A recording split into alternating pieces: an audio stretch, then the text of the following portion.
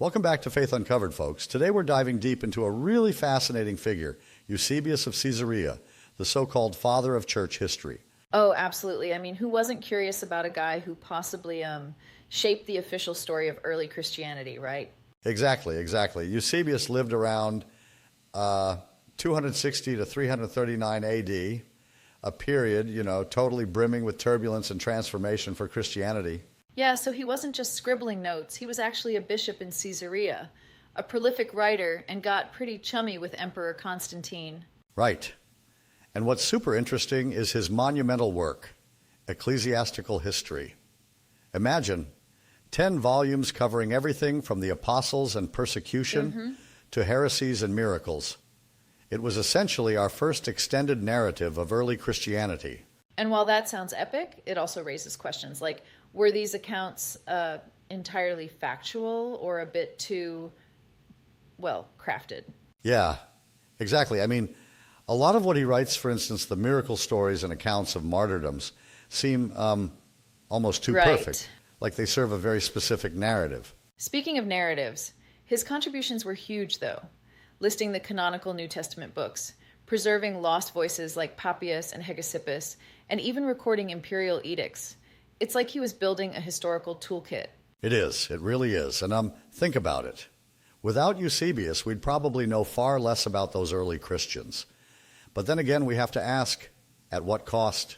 Yep, the cost being questionable reliability. I mean, his accounts sometimes sound like they're manufactured to bolster the church's narrative. Absolutely. His story about letters between Jesus and King Abgar of Edessa, for example, it's one of those outlandish tales modern scholars pretty much dismiss as legendary. Not much in the way of solid evidence there. And then there's the claims of rapid worldwide spread of the apostles' teachings. It's almost like he was, upping the ante for dramatic effect. Exactly. And then there are the claims of bishops living over 100 years while battling heresies. Sounds heroic, but also kind of hyperbolic. Absolutely. Now, while we're on the subject of exaggeration, Eusebius's work isn't just a historical account. It's a carefully engineered piece of Christian chronography. Yeah, it's like he wasn't just recording history. He was actively shaping it. And that's where the scholarly debate gets really juicy. Right. On one hand, you have scholars like Jaroslav Pelikan who, despite acknowledging his bias, still consider his work indispensable. Indeed. They appreciate the preservation of history. Then there's Paul L. Maier, who admits Eusebius was a careful compiler, but says you have to take his accounts with a grain of salt. True, and even Anthony Grafton sees his work as a groundbreaking new literary form. But then you have critics like Richard Carrier who call him a creative editor, forging or reinterpreting sources to fit a theological narrative. It's like, did he truly report history or tailor it for divine destiny? Exactly. And Robert M. Grant even warns that he rearranged events to suit his narrative. Then there's Timothy Barnes, accusing him of pure political revisionism. And don't forget Bart Ehrman. While he relies on some facts from Eusebius, he's pretty hesitant about his motivations, especially regarding Constantine and the Council of Nicaea. Speaking of Constantine, Eusebius' relationship with him is quite the saga.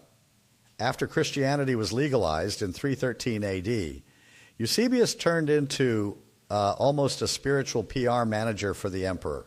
Right, he pretty much wrote the life of Constantine, turning him into a divinely chosen ruler with wisdom and piety per excellence. Flattery at its finest. And that's where it gets a bit tricky.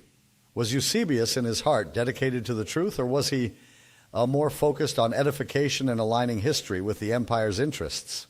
That's a solid question. And it makes you wonder about the inherent conflict between historical record and political propaganda. Sure does. Think about it. If you were in his shoes with the power of the narrative and all the political influence of Constantine, wouldn't you want to cast things in the best possible light? I mean, it's like hiring an ace storyteller. But here's a thought. Don't you think that by merging the church with the empire's agenda, Eusebius might have compromised the raw truth a bit too much? I definitely see where you're coming from, and I agree that it's problematic. However, one might argue that without his work, so much of early Christian history would vanish.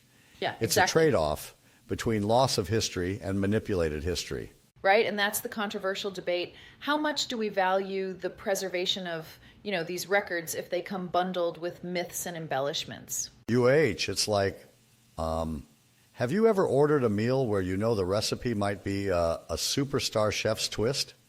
You get both flavors, but you also might be wondering if the ingredients are all genuine. Definitely. That analogy hits home. And then there's the whole issue of credibility. When Eusebius recounts visions, prophecies, and divine interventions, it almost feels, honestly, like he's writing an epic tale more than historical documentation. Right. And his role in canonizing the New Testament is crucial too. Without his decisions, the Christian narrative as we know it could have been wildly different. Exactly.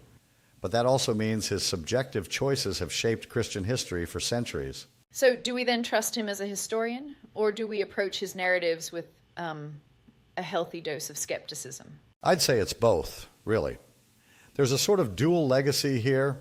On one hand, he's indispensable because he preserved information. On the other hand, he might have turned history into a form of propaganda. Right. It's a fascinating dilemma. And while we might challenge the romanticized version of early Christianity he presents, we also have to appreciate that without him, we'd be way less informed about our past. Sure is, and thinking about it, isn't it a bit like reading a biography that has as much spin and narrative flourish as actual facts, which you then need to decode? Yeah. Absolutely.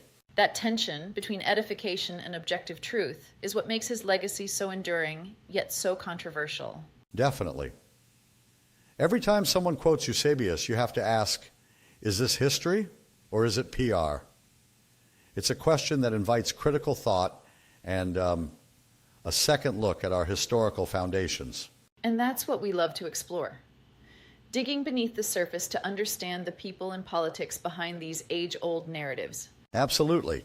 And it reminds us that history, much like our perceptions of faith, is often a blend of factual record and crafted myth. It's like a layered story waiting to be unpacked. So as we wrap up, it's clear that Eusebius is both essential for the preservation of early Christian history and suspect when it comes to his objectivity. His narrative might have been written for triumph more than for truth. And that, folks, is our take on the legacy of Eusebius, an indispensable yet controversial figure whose work continues to provoke debate even today. Thanks for tuning into this deep dive. Absolutely. Keep questioning, keep exploring, and until next time, stay curious.